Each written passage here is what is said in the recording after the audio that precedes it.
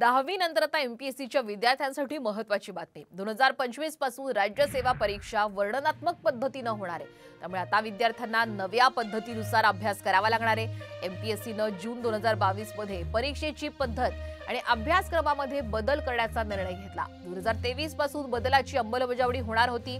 मात्र एका वर्षात परीक्षेत मोठ्या बदलास विद्यार्थ्यांनी विरोध केला। पुण्यासह अनेक ठिकाणी आंदोलन झाल्यानंतर शासनानं एमपीएससीला पत्र लिहिलं आणि त्याची दखल घेत एमपीएससीनं परीक्षेचं वर्णनात्मक स्वरूप 2025 पासून लागू करण्याचा निर्णय घेतला होता। परंतु काही विद्यार्थ्यांकडून समाज माध्यमांवर या संदर्भात संभ्रम निर्माण केला जात होता आणि त्यानंतर 2025 पासून वर्णनात्मक पद्धत आता लागू होईल असं एमपीएससी कडून आता स्पष्ट करण्यात आलंय। एमपीएससीच्या परीक्षा पद्धतीमध्ये आता बदल होणार आहे। 2025 पासून हे बदल लागू होतील। एमपीएससी कडून खरं तर हे स्पष्ट करण्यात आलेले आहे। आता वर्णनात्मक स्वरूपाने परीक्षा होणार आहे, त्यामुळे विद्यार्थ्यांनी त्या पद्धतीने अभ्यास करणं आता गरजेचं आहे।